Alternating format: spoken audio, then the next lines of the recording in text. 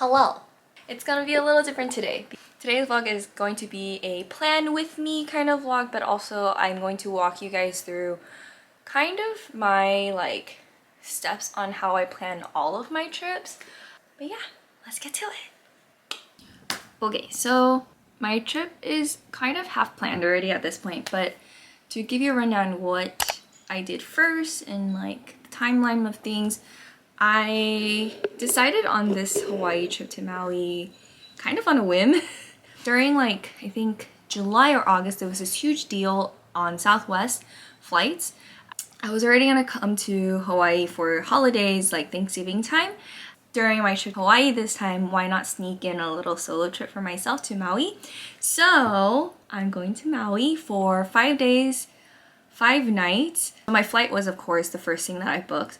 Actually, no, I take that back. I booked my flight and my stays concurrently because I wanted to make sure that I actually had a place to stay before I figured out my dates, because I know that Maui is quite expensive since it is mostly resorts from what I hear. So I tried to find hotels and all of them were booked.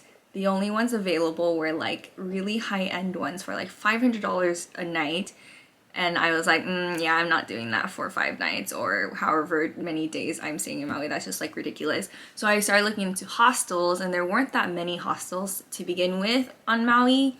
They are still quite expensive, but I kind of looked through and there are 2 main things that I wanted to do in Maui, and one is the Haleakala sunrise, and then the other is Road to Hana. When you're looking and planning, and if you plan on doing like a kind of budget travel like I am, these hostels are really good options, especially if the price point is very similar to an Airbnb.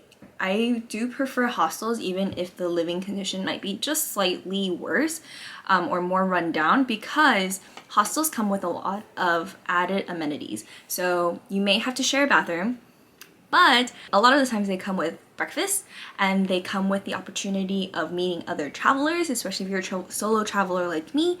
It's like a really good opportunity to make friends. And also a lot of hostels offer like free guides and tours. So that's what I found out when I was looking up all of these hostels on Maui, is a lot of the hostels offer a Road to Hana tour for free. So that's kind of what limited my choices and how I went about choosing where to stay and like when to go. I booked my hostels and my flights within the same day. I decided to split my stay in 3 different places, which is not really ideal for a 5-day trip. But the reason why I did that is because I can show you on a map.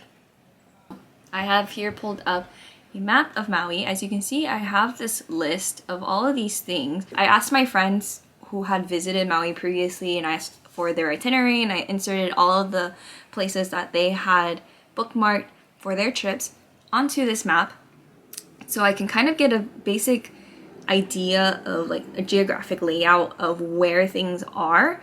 And I noticed that there's a lot of stuff on the west side of the island, whereas Haleakala and Road to Hana is on the east side. I realized that I would probably need to split my stay on the east side and the west side to optimize my time in that area, so I'm not just like driving all the time, which I honestly am not a fan of. So that is why I decided to split my stays in so many different places. So I'm staying on the east side for 2 days, and then I wanted to do the sunrise at Haleakala. To see the sunrise at Haleakala, you kind of have to go at like 3 or 4 a.m. And so I was like, I'm not gonna drive like a whole 2 hours just to get to that side of the island in the middle of the night. So I decided to book a 1-night stay that's like kind of closer to Haleakala National Park, so that it would only be like an hour drive as opposed to like 2 hours or an hour and a half. And then the last hostel I'm staying at is the hostel that offers a Road to Hana tour on the day of the week that best fit the rest of my schedule. I realized a big thing that people do on Maui is they go snorkeling. It's kind of hard as a solo traveler, I think, to go snorkeling because then you have to worry about like all your stuff that you leave on shore. So I decided to do a snorkel tour. I also got my reservation for the Haleakala sunrise. So yeah, those were the main things that I had settled on for my itinerary. And so here is my Google Docs that I like to use, or it's Google Sheets, where what I use to like plan out the timelines of stuff and like where I'm staying, what I'm doing every day. And then once I have these basic things inputted, like my flight schedule, where I'm staying, what the check-in times are, then I can start slotting in the different activities that I have bookmarked along the way, and based off of the area that I will be staying in, based off of the activities that I'll be doing. Like if I'm doing snorkeling for half the day here on Friday, I will probably be pretty tired, and so will want to do something less draining in the afternoon, so I probably won't do like a hike or anything like that. Once I have all of those big things outlined, now I can start researching actual things to do, and this is where social media comes in so freaking handy. I follow a lot of like Hawaii food bloggers because you can't have a good trip without good food. And so I have made a whole folder actually for Hawaii. Granted, a lot of these may be like Oahu based, but some of them are Maui based. So now I can like kind of go in and figure out what exactly I would want to slot in, because I know I can't do everything, but I can try to do a lot. Okay, let's get to planning. I arrive on Thursday at like noon. I'll pick up my car. Probably won't get out of there until like 1 o'clock. Probably want something to eat, but then food is also super expensive. This is honestly the most tedious part, is like really figuring out what I'm gonna do on a day-to-day. Mostly because it's hard to gauge how far things are. So it takes a little bit more research that way, but having everything laid out on the map really is very helpful, because if I'm going to be like every day, I kind of have like one set thing that I know I'm going to do, and I'm just trying to fill in the gaps. I know exactly which area I'm going to be in. I know where I'm going to be staying.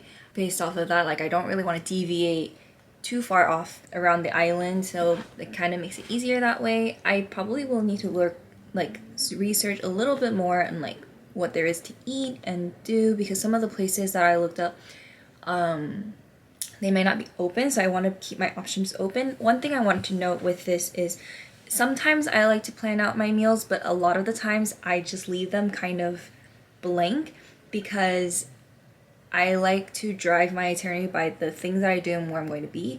And then when I am there and like actually doing the stuff, then I can kind of gauge like, oh, what am I actually hungry for? What is in this area? And I can just pull up my map, see what's there, and which of those places that I have bookmarked sound appealing to me at that moment is kind of what I would go for to eat.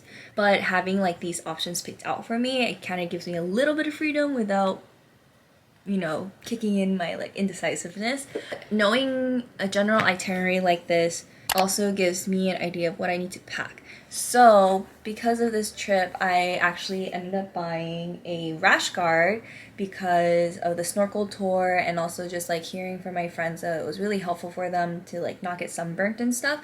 I was like, oh, maybe it's time for me to invest in one, because I do go to Hawaii quite often, and if I'm going to be going on a snorkel tour, I'm going to be in the water for quite a while, and I already have like really bad tan lines from my previous trip, so I don't want a repeat of that. I also bought a waterproof case for my phone for when I go to the beach, and I can keep my phone on me without worrying about it getting wet. What else? The Haleakala sunrise, every person I've talked to told me that it gets super duper cold. Like they legit are in jackets and wrapped in blankets, and they're still really cold, because if you think about it, you're like above the clouds, so no, not a shocker there that it would be cold. So with that, all of that in mind, it makes it easier for coming up with a packing list. This is kind of how I go about planning my trips. I clearly have not finished planning my trip, but I have a better idea of like where I'm going to be, what I can do, and I'll continue modifying this up until I'm actually there. And of course, when you're there, things change, circumstances arise, so it won't be exactly what is outlined. But at least this way, I have like all of the things that I kind of want to do laid out. If it doesn't work out on Thursday, maybe I can fill it in on sometime in Friday or something like that, you know? I hope that this was helpful in giving you some insight into how I plan my trips. Of course, this is a very short trip. It's only 5 days. For longer trips, I actually don't plan this detailed. So like for my Korea trip last year, what I ended up doing was I listed very general things that I wanted to do, like get a haircut at a hair salon, get my nails done, you know, really random things.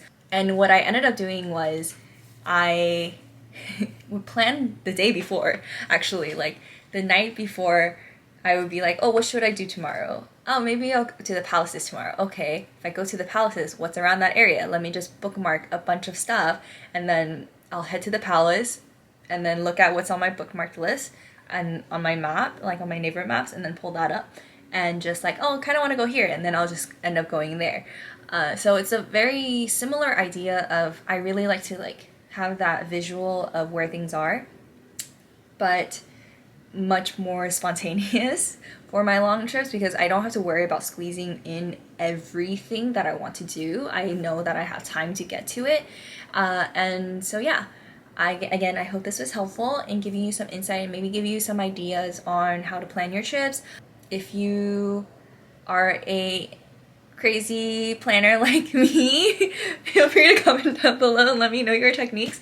If you don't plan your trips and you kind of just go on the whim, like, let me know how you do that, because I would love to be a spontaneous traveler, but it's really, really against my like first nature to do so. So I would love some insight on that.